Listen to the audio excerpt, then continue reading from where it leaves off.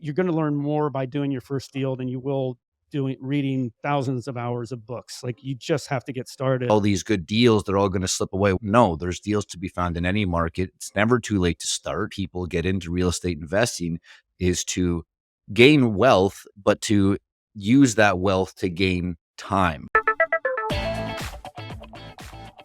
Hey, everybody. Welcome to the Real Estate 101 podcast. I'm your host today, Patrick Donley, and I have with me two Canadian investors from the Canadian Real Estate Investor podcast, Nick Hill and Dan Foch.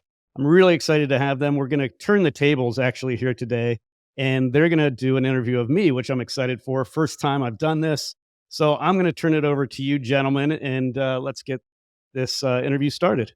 Yeah, thanks, Patrick. I think I can speak for both of us. We're excited to be here doing some cross-border conversations about all of our favorite things, which is real estate. Definitely. Yeah, looking forward to it. I guess quick introductions of myself. My name is Nick Hill. I'm a mortgage agent, real estate investor, and lucky enough to be the co-host of Canada's largest real estate and investing podcast, co-hosted with none other than Dan Foch. Yeah, my name's Daniel Foch. I'm a real estate broker by trade, investor as well. And I guess I've sort of fallen into a bit of an analyst role in the Canadian real estate market, especially, mostly because realtors are the ones with access to most of the data in the Canadian market. And so just really trying to tell the story of what's happening to the real estate investment space, as well as sort of the housing economy. And this has been a popular topic in the US as well, as the housing market is a big component of inflation, a big component of the challenges that we're seeing in wealth divide. So likely to be a continuing economic conversation over the next several years. Yeah, I love it. So we get the honor of actually interviewing Patrick for the first time today. Honor and a privilege. And don't worry, folks, we've got some really tough questions for him. Some hard-hitting gotcha type questions. I'm just kidding. No softballs today. No soft. Yeah. Right. No softballs. Without further ado, should we dive in here, fellas? Yeah, let's do it. Yeah, let's dive in. I'm ready. Great. Okay. My first question, Patrick, let's take it all the way back to the beginning. And I mean, before you even had your first investment, what was your inspiration? Like, why real estate investing? What drew you into the industry? What experiences? Take us back there. So my dad, I'll simply say, is my hero. And I grew up in a real estate family. He's got a super interesting story. He grew up Irish Catholic, 7 kids. He was the oldest son of 7. And, they struggled. They were dirt poor. He had cousins that were always like, the father was a doctor. And I think there was always that kind of rich versus poor kind of divide. And honestly, he wanted to change that. And he was not a student. He dropped out of college, dropped out of Ohio State. I think struggled for several years, like just trying to find his niche. And he actually he had a job as it's kind of funny. He had a job as a jockstrap salesman. So like amazing, selling Ace bandages and literally selling jockstraps. Wow. So, pharmaceutical rep kind of job. And he's fun, he's funny. He's got this joke that he supported half the world with the job. He was just like a funny guy. And he was making, I think, about $7,000 a year at the time. And this was like early 70s, I would say. Yeah, around 1970. And he met up with a guy in Toledo, Ohio, who was building homes. And he just met him at a party, and like they started talking, and one thing led to another, and they decided to partner and do a deal together. They did a spec home, and he ended up making more on that first house that they sold after the split. Is basically he made as much as his salary selling jockstraps, right? And so he was Wow. like, the light bulb went off, and he was like, I want, he got the fever. He knew he wanted to do something entrepreneurial, but he wasn't sure what. And he did really well on this first house. They did a few more in Toledo. At the time, my mom was a nurse, so he started this home building business, and they lived off of her salary as a nurse, and they had saved a bunch of money too, relative to 1970 terms. They had a decent amount of savings, and he started this company, and he had two kids, myself and my middle brother. So, it took some balls, I would say, to like start this company with two young kids and a wife and try to make a go of it. I think his first year as an actual business, they made about $270. Like Yeah. was not a great first year. So long story short, he ended up moving to Columbus, starting building just spec homes here and there, buying lots and building homes and just trying to learn the business. He had learned it to some degree with this guy that he had met at this party. And his brothers, he had three younger brothers. They all saw how he was doing. They saw that he was, really doing well. And over time, all three of them joined the family business. So it was called Donley Brothers Homes, and they just got this machine going. There were four brothers who were, really tough, hardworking guys. And I would say at their peak, they were doing 100 homes a year, probably. Wow. So I Pretty just grew up substantial. in that kind of environment, of just being, yeah, they literally just got this machine going. My dad's brother, my uncle Dick is his name. He passed away a few years ago. But he had kind of like he was the hard driver who always wanted to push and expand and do more. And they did offices and condominiums and all kinds of stuff. They did a community swimming pool. They were just like doing, but primarily single family homes and land development. And just honestly, just learning as they went along. It was not like they had a playbook at all. There were no podcasts. There were no like they did not have like the benefits of what we have. Like there's so much information out there today that it's like ridiculous. They didn't have that advantage. They literally were just kind of trying to learn as they went along and just work hard and it worked out. They got lucky they in many ways, but they picked the right spot in an area of Columbus that was like having massive growth at the time, and just really took off. And so as a kid, I just was very interested in business and entrepreneurial things. I had a fifth grade teacher talk about the stock market, and I just kind of fell in love with the stock market in fifth grade. Started buying stocks through my dad, like doing a custodial account and, Love it. better or for worse, I doubled my first investment. It was probably a bad thing to happen to a kid. And it was like $300. I turned it into $600 on my first stock investment. And, but it gave me the Sets the fever, expectation a like it little was high. like, this is, yeah, it was a pretty high expectation. Right. But, it definitely gave me this fever. And I remember just as a kid, like playing, there was this video game called Baron. And the whole idea was like you started with $72,000 of capital, and the goal was to become a millionaire. And it was I spent hours playing this game, and you could invest in all different kinds of things, from commodities to real estate to equities to bonds. Like, and each month you would get your like what your portfolio balance was, and it was super cool. My brother and I would do this, try to see who could become a millionaire faster. And growing up, whatever, typical like small little businesses had, mowed grass in the neighborhood. I had a chocolate chip cookie business selling, that kind of You got the stuff in the taste, right? neighborhood. I'd go to auctions. And so, yeah, exactly. I just kind of, I don't know. I think there's a lot to be said for being surrounded by it. My dad and his brothers did a neighborhood that we all lived in the same neighborhood. So every Friday night, I remember we'd get pizza all together, and like that's all they would talk about was business and what was going on. And I remember like Mhm.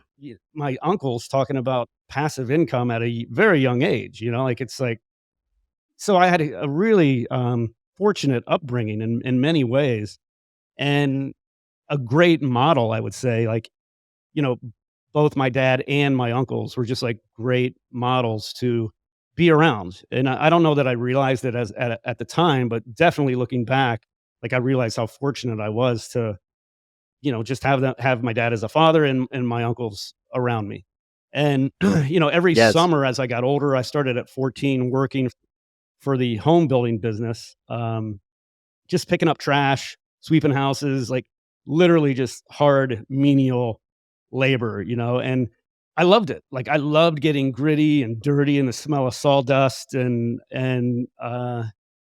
it just was at the end of the day, you could see what you had accomplished, and it was super satisfying. And um, yeah, I loved it. So that's a little bit of my inspiration, was like just a family background in real estate, and really just growing up around it and being around it from a very young age. Love it. Love it. Yeah. For me, it's interesting because I came from a real estate background as well. My family's been in the business for most of my life, and it was maybe I did the coattails thing or the cop out thing where I kind of took the easy route, right? But it doesn't sound like you did that so much per se, where you probably had a pretty clear trajectory to get into an exceptionally large and substantial business in the real estate space and development and building of homes.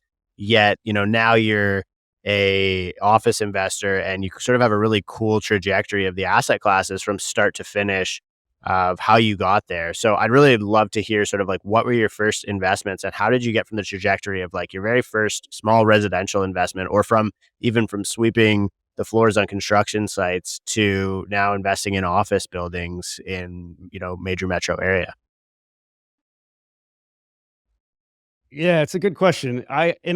I did have that kind of like, I could have gone into the family business, and I decided at a young age not to. I remember I was 16 or 17, and I remember just seeing my dad and uncles in this huge argument.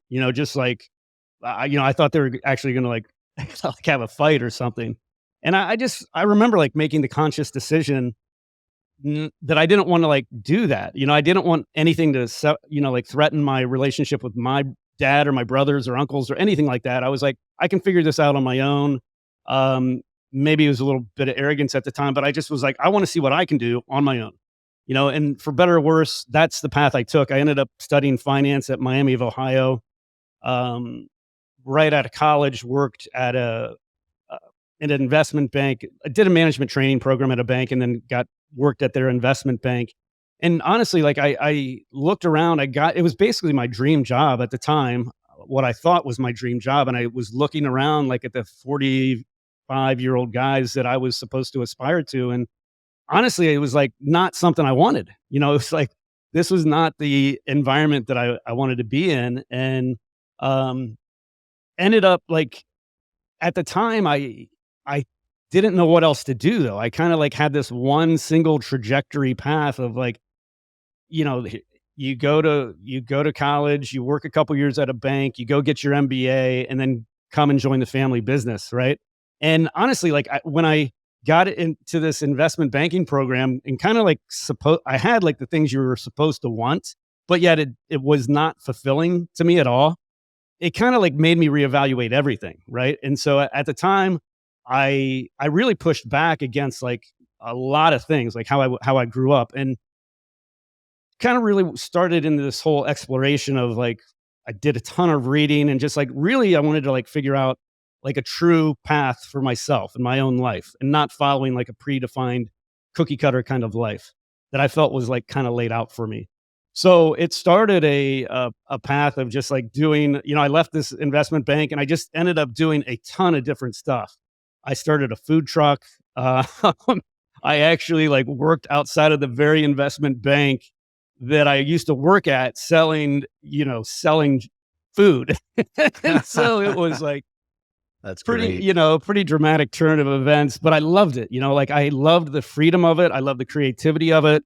Um, it gave me time, like, and that's what I realized is like what I most wanted was to be wealthy in time. And so Yeah. this food truck allowed me to do that. I worked from like whatever 10 to 2 every day, and like then I had the day to myself to like do whatever, go golfing or go rock climbing or go on a bike ride or read, whatever. Um, and so I just ended up doing a lot of different things. I rode my bike across America from California back to Ohio for a Amazing. fundraiser. I I was really into Henry David Thoreau at the time. I built like a little Henry David Thoreau cabin. um, Love it. I ended up leading bike trips for a company in California, like in wine country, and leading drunks on bikes. Like it wasn't the wisest thing, but like really high end bike trips in wine country in Napa Valley, Northern California, Martha's Vineyard. Ended up living a couple years in Vietnam. I tried to do a ton of adventures, and I was fortunate. My dad was doing a condominium project right when I was in at this investment bank. And my first, to answer your question, Dan, was like the first investment was this condominium that I bought. I was super fortunate. He sold it to me at cost, and it was like a little two-bedroom, 1,400 square foot condominium, and I rented it out to this lady and her husband, and this was in 1993. I'm kinda dating myself, but this was 1993, and I still have the same lady living in this condo that I bought, in Wow. 2023. So That's a she's good paid for the tenant. place. I hope she doesn't listen to this, but she's paid for the place several times over. Um, and she's been great. Like, she's been awesome. She's just literally taken way better care of it than I probably ever would have, and treats it like her own I imagine place. with And rent control, and she's yeah, so she's that probably was the not first investment. yeah, she's probably not too unhappy with the rent controls, I imagine, if she's been Yeah, there there since was. '93. Yeah, that's the thing. I mean, she's been a great tenant. I'm way, way below market rate, and that's fine with me. Like, I'll bump her a little bit here and there, but in general, I'm just happy to have her, and it's been a great investment for me. And like I said, she's paid for it a couple times probably by now, and yeah. So, and we can get into this later, but I generally would give deals to people who are great tenants. Like, I'm happy taking a little cut in rent, if as long as they're gonna like be great tenants, pay on time, and take care of the place. Yeah, for Yeah, But sure. tenants are the best asset that was for my sure. first investment, and yeah, yeah, exactly. So I take care of her, and we've got a great relationship, and it's been good. Yeah, I mean, we say that all the time in the podcast, right? The real estate is a relationship-based business, and essentially your clients are likely your tenants, if you're a more traditional residential landlord. So, really great story so far, Patrick. What I'm hearing, which I think is great for the audience to hear and understand, is that you haven't been in real estate since your early 20s or whatever. You've taken a very untraditional path. It has not been a linear journey for you, but you're still killing it right now. And I think that's something that a lot of people, whether you're in America or Canada, that need to remember is there's such a FOMO mentality. I need to get in now. I'm gonna miss I'm Mhm. gonna miss all these good deals. They're all gonna slip away. Well, no, there's deals to be found in any market. It's never too late to start. You're going back to Right. having your why, which is time, which I think is probably one of the most common reasons that people get into real estate investing, is to gain wealth, but to use that wealth to gain time. Um, I want to keep things going and move on to the next question here. You've talked about finding your first deal, um, which was a great story, but I want to know how you found your second deal, your third deal, your 10th deal. How are you finding deals now? What strategies are you implementing to, get your next duplex, your next fix and flip, or your next apartment building? Walk us through that. Yeah, yeah. So the second deal happened. I I was living in Vietnam. I had come back from Vietnam, and frankly, like, the reverse culture shock was like really difficult. I adjusted to moving to Vietnam. I was there 2 year, little over 2 years, but coming back was really tough. And I ended up my brother, my youngest brother, and I bought a lot and ended up doing a spec home. And we're, again, fortunate.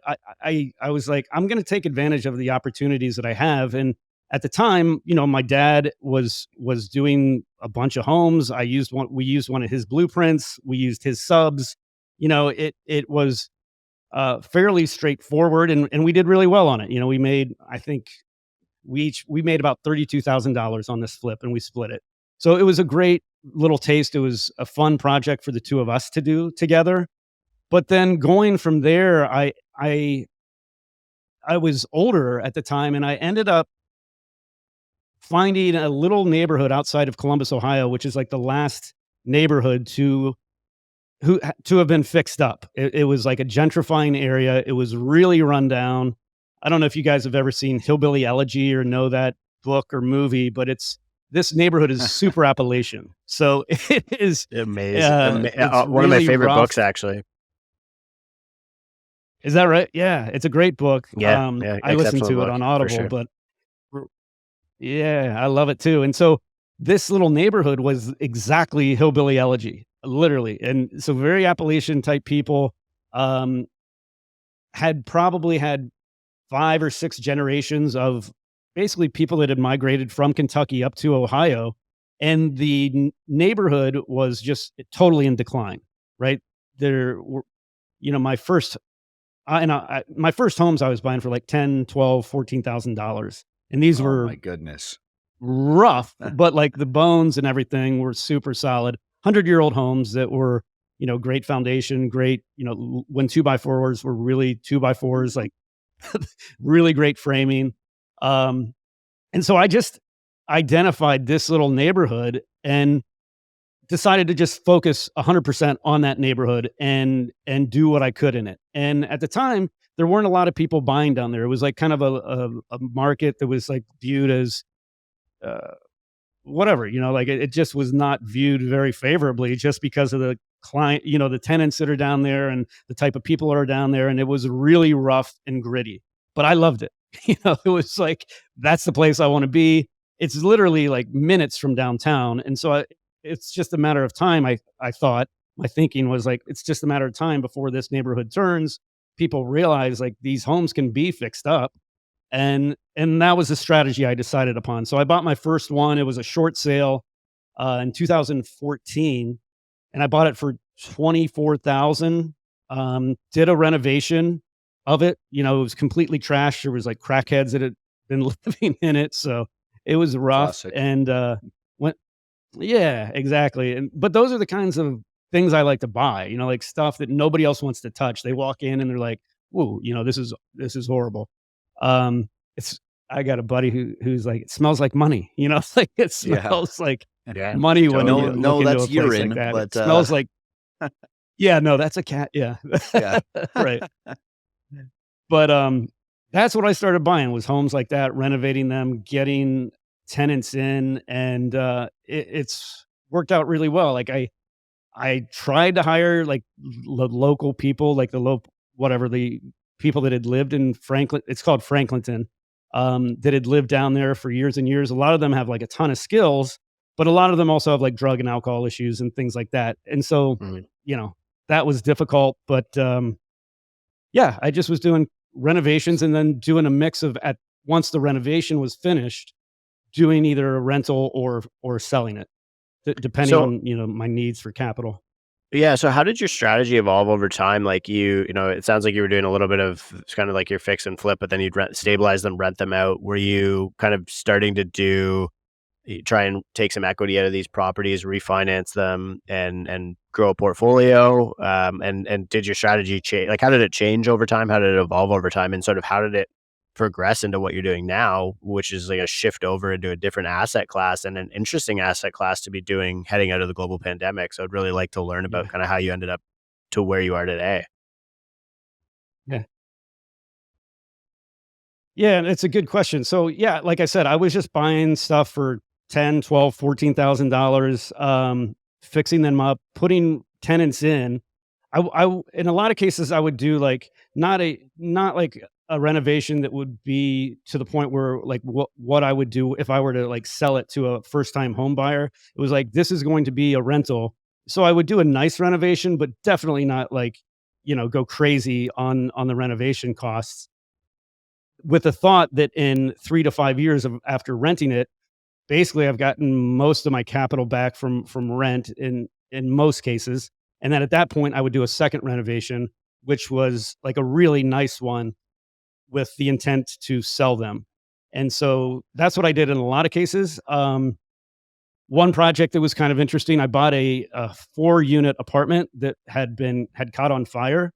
The fire department came in, like, hosed the whole thing down. When you walked in, 2 of the units were lived in by hoarders, and I saw these and I was like, I'm I'm buying this thing. So I bought it for $10,000. We went through 7 like massive dumpsters, like just to gut this thing, I love that your and took it instinct down to the is I'm studs. buying this thing. Yeah, right. Yeah, and again, it was like most people would like just be like, hell no, I'm not touching that thing. It needed a rebuild a portion needed rebuilt due to the fire.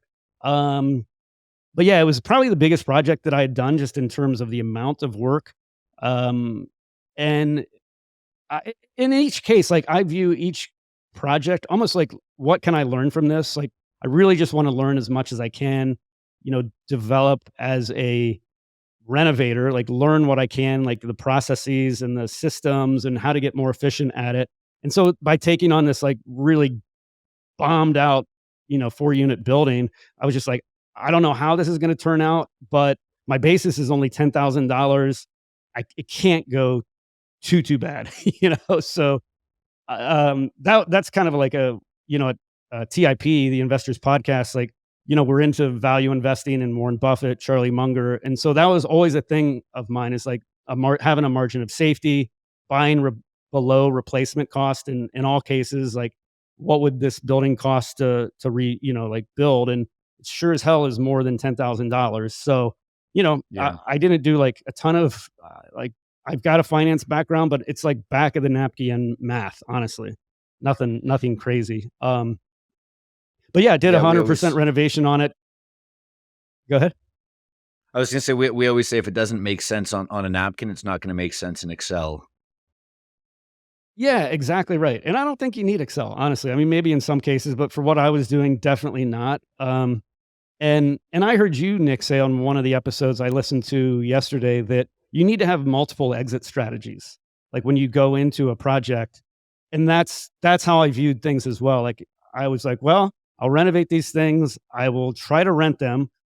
But at the time when I was renting them, like the rent that I was asking was way higher than anything that was in the area. So that didn't work. And I was like, well, the next option was like, maybe I'll try to sell it like as a package. That didn't work. So I ended up doing a condo conversion. So I turned all 4 apartments into individual condominiums and sold off, 4 different condominiums, and that worked great. Like it was super profitable. It was really a good project and a fun project. I felt, and it's really like the other thing is like I feel really proud of like the taking a really crappy eyesore of a building and then turning it into something really nice that people want to live in and buy and that kind of thing. It's pretty rewarding. Yeah, no, I couldn't agree more, and I think that's, one of the core principles that we try to abide by as well is, we're not just in real estate to get wealthy, it's actually doing something good, and, going back to what you said about value investing, one of my favorite real estate quotes ever is, "I don't buy real estate because I think the value is going to go up. I buy real estate because I can make the value go up." And that's from Right. Real Exactly. Estate Trent on Twitter, an amazing follow. I want to dive into the project you just finished telling us a story about. Maybe use that as a springboard to talk more about kind of fix and flips, because you had mentioned you'd like to keep more in your portfolio, but starting out, you needed capital to get to the next deal, and maybe some of them you couldn't refinance because you didn't hit the mortgage requirements or whatever it may be. Let's talk about fix and flips, because I think, they've been so romanticized on HGTV and all these shows that we all watch, and everyone thinks a fix and flip is so easy. Well, you get in, you paint everything white, and you get out and, you make 50, 60 grand, whatever. Um, Fix and flips, in my opinion, can actually be a very risky investment strategy if not done correctly. So, from your point of view, Patrick, a man that's done several of these successfully, what do you think some of the major pros and cons are, and what's like, the strategy around a good fix and flip? Walk us through it. Yeah, I mean, to your point, Nick, like it is definitely not a sexy business, like shown on TV. Absolutely, it's not. And it is. It's a job, honestly. Like it is a Mhm. grind. Um, and you got to have the mindset like this is going to be difficult. It's not an easy thing. I mean, maybe some renovations can be easy, like if it's just you're just putting lipstick on something, but that's not the renovations I was doing. In general, I was taking them down to the studs and doing a complete rebuild. And so that's a long, laborious, tedious process. and there's a lot that goes into it. I mean, the pros is like you said, you can force a lot of appreciation by doing this. I was lucky. I found a great neighborhood that was rapidly appreciating in value, and I was able to get in at a time where I could buy stuff. The stuff I was buying for 10, 12, $14,000 is now they're $100,000 to buy right now. Like that Wow, neighborhood has gone amazing. nuts, and it's one of the reasons why I've transitioned out of there. Like the numbers just started not to make sense to me. It just was hard for me to get my head wrapped around the fact that there are homes that are selling for $500,000 in a crack neighborhood. It's like really hard for me to get my head wrapped around. But it's happening and people are paying for it, and so um, the cons is like I would say it's the grind and it can be risky. Like if you don't know your numbers and you don't have a margin of safety, you can get and you're taking on leverage, which I didn't take on a lot of leverage ever. I did do a refinance, Dan, that you asked about, and pulled some equity out of the rentals that I had to do more fix and flips. And but the key factor is like not to get over leveraged. I mean, I think there's a lot of people that are out there right now that have gotten over leveraged, particularly if you've got an adjustable rate mortgage, like you're in tough shape potentially, if you've, had an adjustable rate mortgage at 2% and now it's like, well, triple or whatever, Yeah. more than triple. That's a tough spot to be in. Um, but yeah, it's a good business. I think for a lot of early investors, it's a great way to learn real estate. Like you need to know the nuts and bolts of real estate, from the ground up. Ideally, like you can farm that out probably to somebody else, but personally, I wanted to really know it and know how a house is built. And so, Yeah. I think that's one of the advantages is once you know how to build a house, like you can add value to a lot of different things. It doesn't have to be residential, and that's I'm segueing to commercial right now, and it's the same kind of processes. It's just on a commercial office building. Yeah, no, great explanation there. Yeah, it makes a lot of sense. In regards to actually like, so let's maybe pivot a little bit to the actual management of the asset. So, because you mentioned, we kind of went through, okay, renovating, positioning of the asset, figuring out how to maximize the value, create as much value as we can. And now, you're between having experience with multifamily assets, but also now making the segue into commercial assets. Where do you see the differences, but also, what kind of strategies can you employ for listeners, but also what do you do yourself to manage your rental properties successfully, and what strategies you use to attract and retain tenants? Does that sort of start with a full scope kind of marketing strategy where you're really even building the property to attract the certain type of tenant? Can you just give us a kind of rundown on your strategy there? We've taken the content of this podcast and put it into written form that can be read in only 5 minutes per day. Over 30,000 readers are currently loving it. Get it directly to your inbox for free by simply clicking the link in the pop-up on this video and then entering your email. It is that simple. Just click the link in the pop-up, enter your email, and start knowing what's happening with your money. Yeah, absolutely. So I was in this neighborhood every single day, grinding it out, rebuilding these homes, and people obviously like they're watching what's going on. The first one that I did was directly across the street from a church that actually had a program that they would take women that were coming out of prison, and that's a tough spot to be in. You're coming out of prison, and what are your opportunities? So this church would put them through a 2-year program where they would get them housing, make them get a job, make them go to AA or whatever if they had drug or alcohol issues, make them go to church, like really gave them a sense of community and a sense of belonging and gave them a second chance, right? And so I became good friends with the pastor, and after the 2-year graduation, the pastor would often kind of vet potential tenants for me. So they would have to go find their own housing after 2 years. And since I was in the neighborhood, she would often, like I said, vet women that had done really well, who would be good tenants, or that she thought would be good tenants. And so in several cases, I would then rent to women that in one case, had been in prison for 20 years. And most people wouldn't give somebody like that a chance. This lady was amazing. similar to my very first tenant who's lived in this condominium I own forever. Same kind of deal. Older lady. If you met her, you'd be she's like your grandma, just a really sweet, kind lady who took amazing care of the place. And what I found was like I treated her really well with respect. And I think like she wasn't used to that.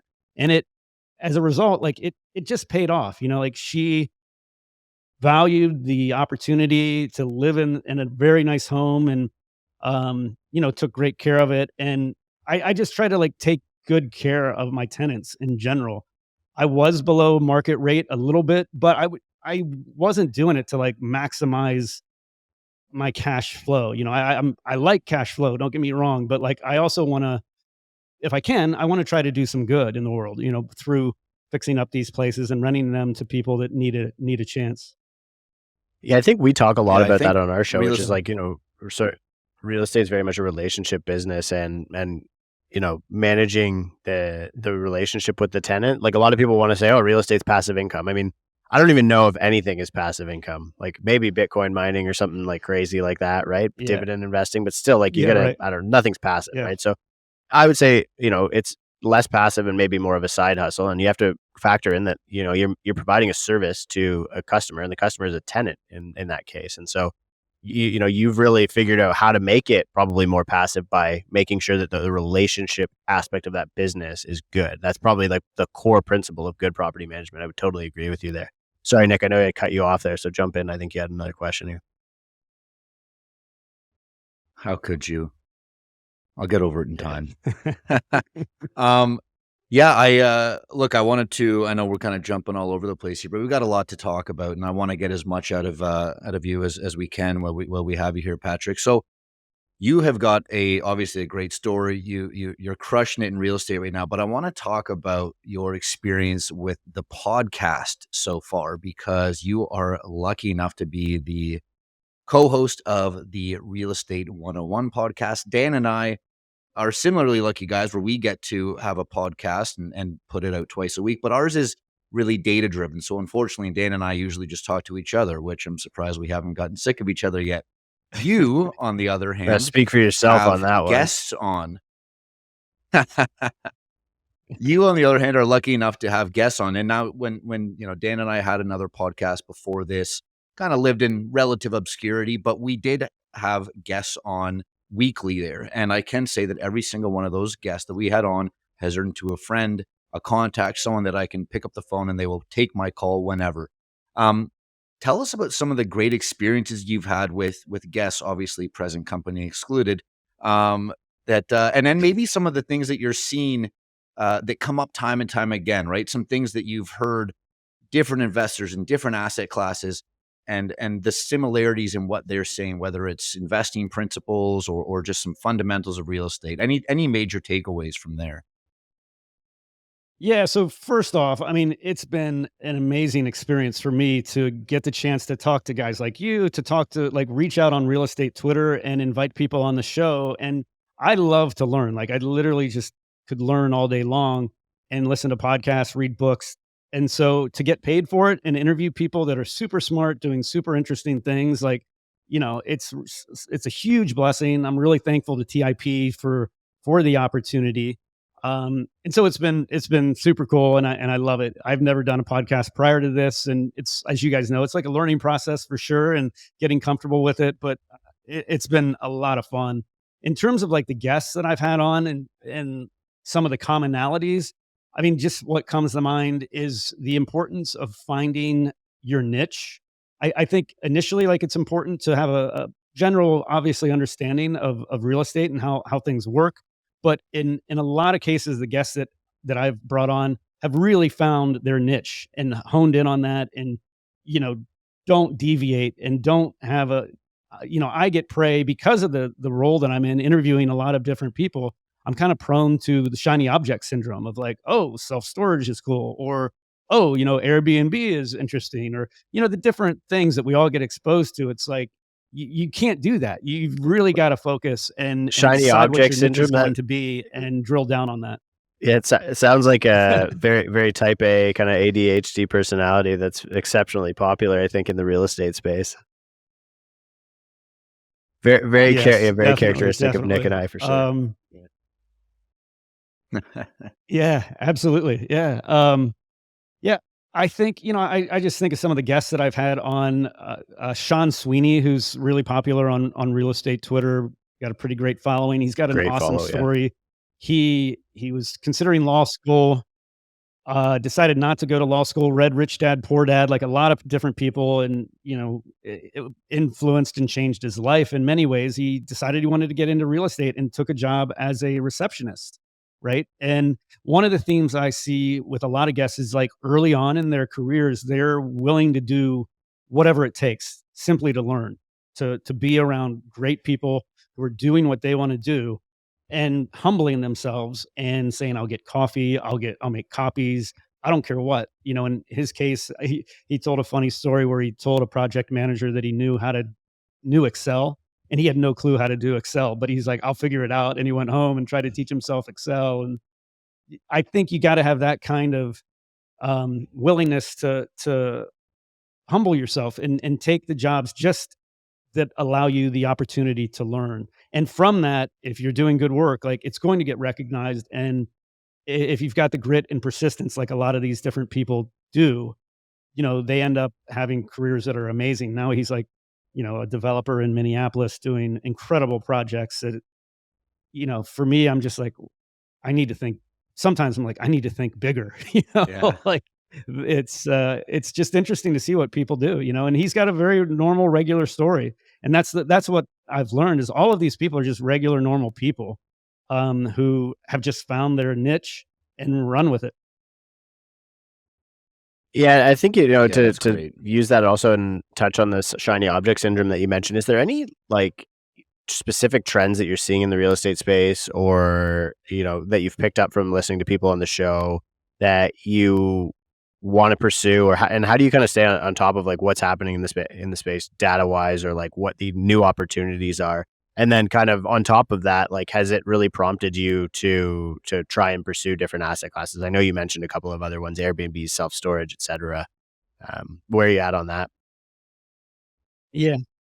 Yeah. So in terms of just kind of following trends, I would not say that I'm as data driven as you guys are. I definitely value data and it's super important, but I kind of have my antenna up on real estate Twitter, I would say, is like my primary means of just, if you cultivate the right or curate the right people, you can get a incredible real estate education on real estate Twitter alone. And I think for any young person who is trying to learn, I would start there and, you know, follow the people that, you know, Moses Kagan is a guy, Sean Sweeney, like follow who they follow. Chris Powers is another guy. The Fort podcast is awesome. There's so many people doing amazing things and giving. They really have this like abundance mentality of sharing their playbook. And so the playbooks are out there. You just have to find what attracts you. And like I said, just, take some steps, take some baby steps and do it.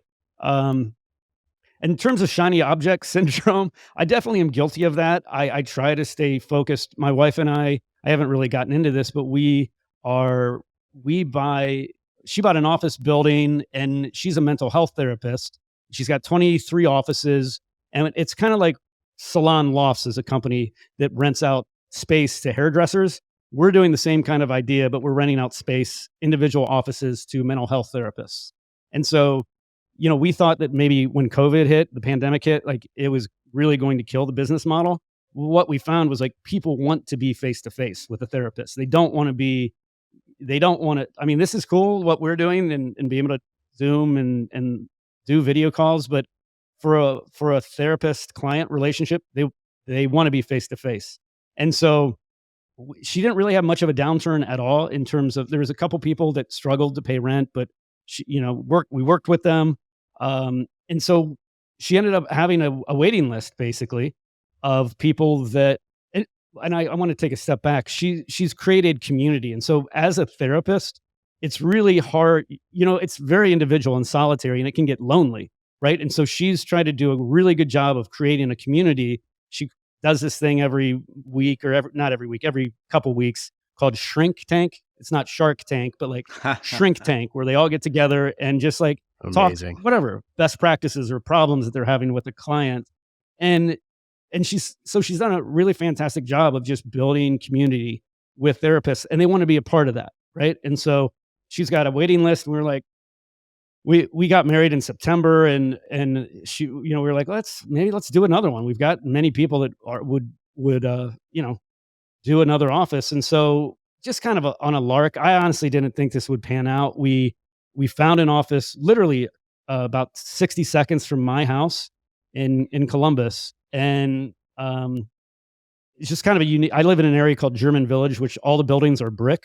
And it's like all the roads are brick. It's like really kind of a quaint little, almost European feel, kind of a neighborhood. And this office building was two brick homes at one point, side by side. They connected the lot, and at one point just created this entire commercial office building. And it was run by this Indian guy that did like pain management. And so he was just churning through clients like 100 a day, handing out prescriptions, basically just a pill popper kind of guy, or whatever you want to call it. The DEA, the Drug Enforcement Agency, raided him last summer, shut him down, and took his medical license away. And so, this office has been sitting vacant for about a year. And so I found it on LoopNet, and a lot of people say you can't find anything good on LoopNet. I mean, I disagree with that. There are things on there. And we got lucky. I mean, this guy was in a bad spot and was forced, they took his medical license away. He had to sell this office, and we put a lowball offer in and negotiated, but we ended up getting it at a really great price. And now we're in the middle of a renovation, and it's a fun project. Like, it's super creative, really interesting people that want to move in. As therapists, we love to work with them and figure out what they want and just create something that, a place where they want to work and see their clients. Yeah, fascinating. I don't know if I answered your question. Yeah, I think you did, and I think the work that you and your wife are doing is fascinating, and again, it really shows that you can get so creative in real estate. I want to touch on something that's come up a few times, but we haven't done a deep dive on it, and that's exit strategies. Now, going back to the original question about fix and flips, or any type of investment, to be honest, especially if you're pitching it to a JV partner or anything like that, we always like to have those 3 good, better, best, best case to worst case scenario exit strategies, and have those modeled out. Now, that can be on an individual asset by asset basis, but it can also mean, what is your grandiose exit strategy? Are you selling the whole portfolio and moving to a beach anytime soon?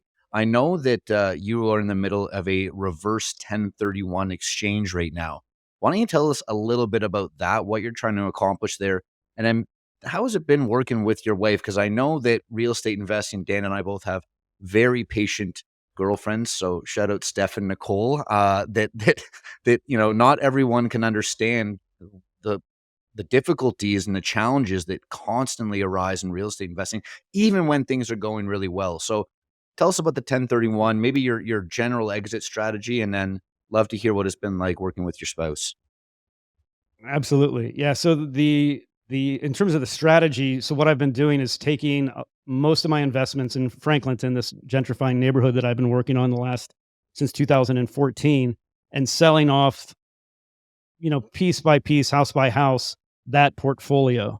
And so right now I'm selling, it's kind of unique. There's 2 houses that I've sold. I'm in the middle of selling. And so a reverse 1031 is when you buy a property first, and then the relinquished properties is what they're called. The relinquished properties are the houses that I own in this, gentrifying neighborhood that I have 180 days to sell. So I'm in the middle of that. One of the houses was in great shape. When the tenant left, that was an issue. Is like, well, how do you deal with tenants? Like, in terms of I'm going to sell these things. So is it better to get leave the tenants, or get them out of there and do a renovation of them? And so I decided to get the tenants out, and which was very difficult because, again, like, I developed friendship basically, and this is not a good thing in some cases. Like, I developed almost a friendship with them. And so to ask them to leave their home was super difficult, really hard thing to do. It worked out very fortuitously in both cases. One lady, her father died and like she inherited a home.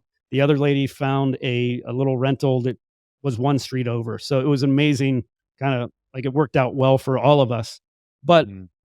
so I asked the tenants to leave, and so I'm in the middle of renovating. It's two properties, but one of the properties has three houses on it. So it's got a main house and then like two mother-in-law suites on two lots, basically. And so basically all three of those need to get renovated, plus this fourth home. So I'm in the middle of that, which is it's a lot, where I've got till May 31st to get these sold, and we'll see how it goes. I don't know if you guys have ever. You don't have 1031s, I don't think. No, we in don't. We're Canada, jealous. do We you? don't have any of the fun stuff in Canada. Unfortunate, because it's a great thing. Yeah.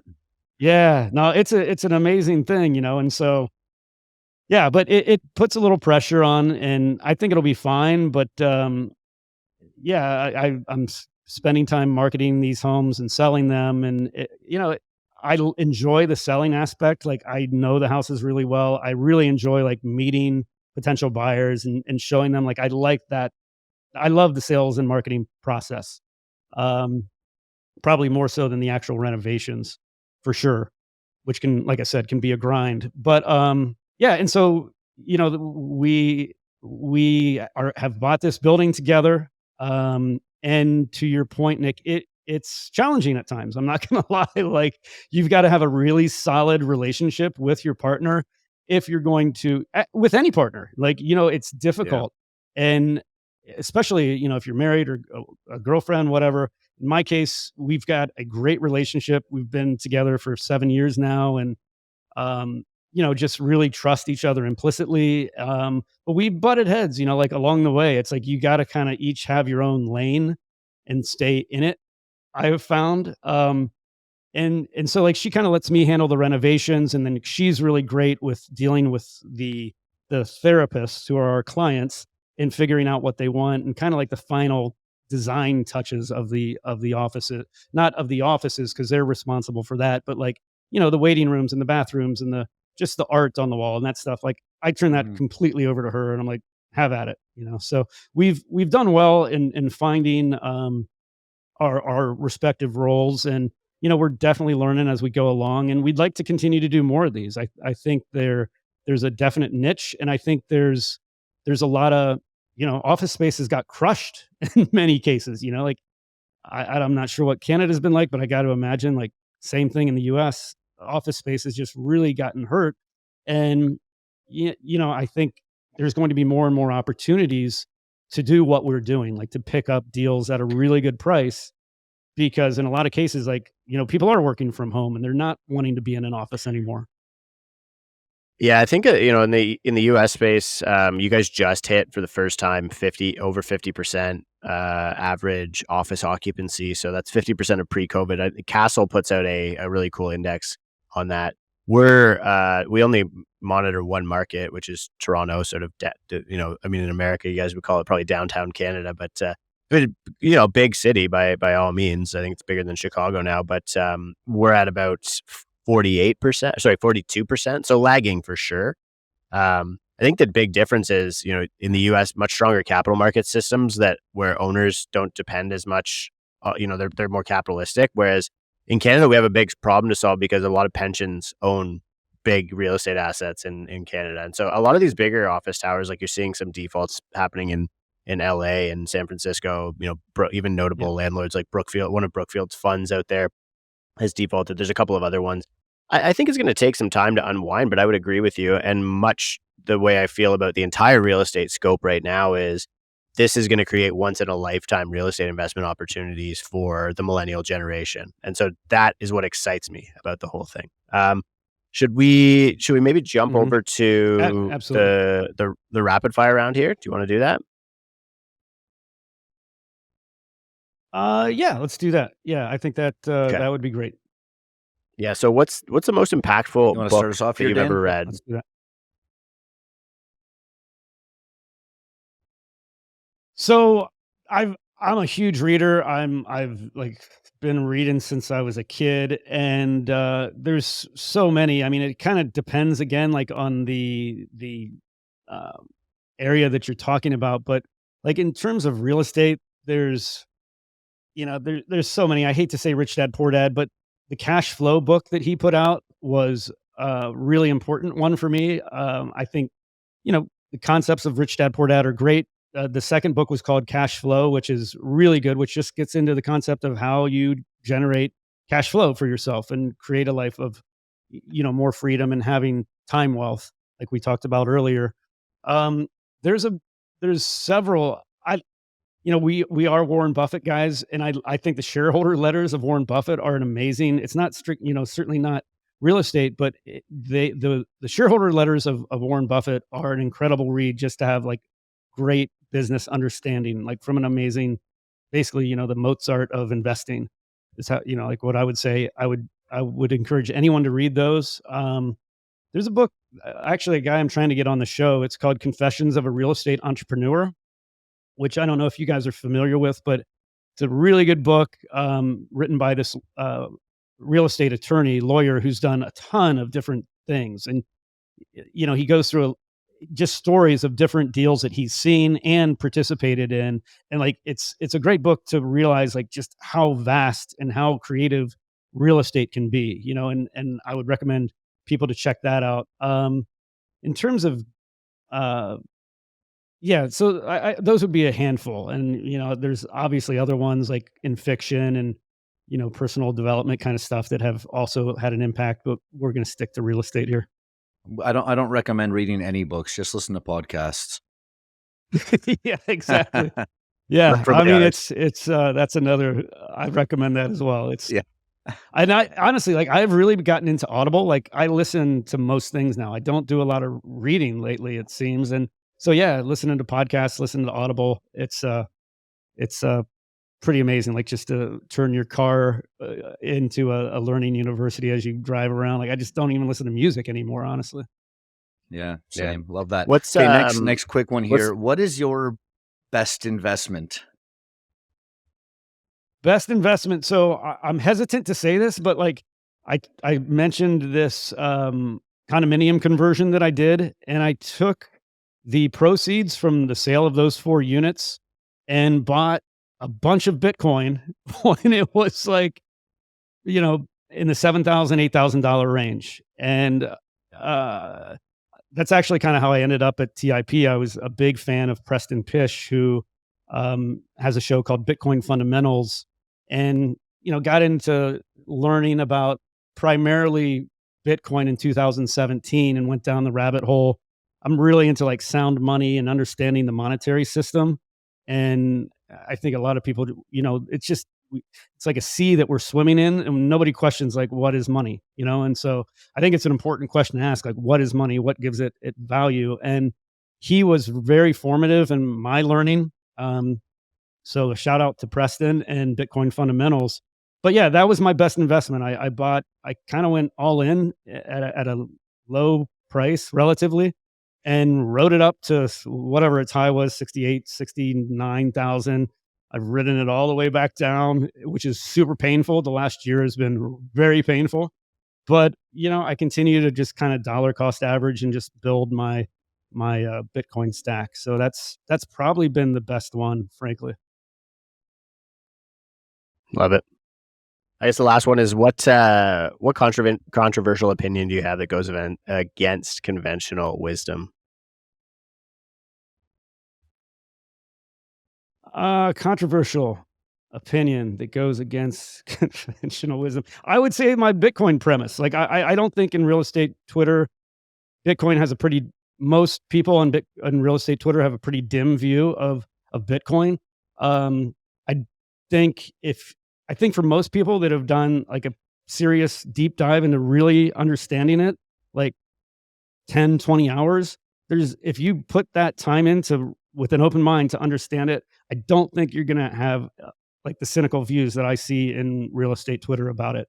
I think there's a lot of people like that have seen, and it does piss you off. Like when you see people making a ton of money on buying Bitcoin at a low price and like you missed out on that. That is whatever. We all have greed and envy and jealousy, and so uh, that's one that I just would say is somewhat controversial. Is my strong belief and high conviction in Bitcoin.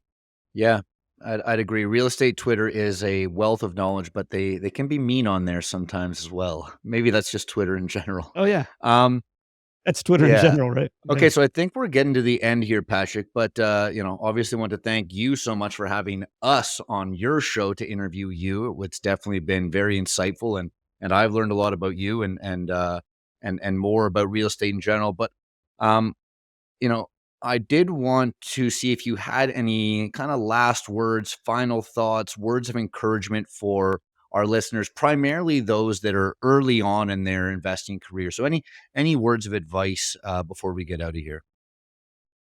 Yeah. So first off, Nick and Dan, I really appreciate you having me on, asking the questions, or having doing this together, organizing this. This has been a lot of fun, and I appreciate your time as well. So, but in terms of like whatever, something I would say to guys early in their career, and I actually love talking to guys that are early and interested and hungry about real estate.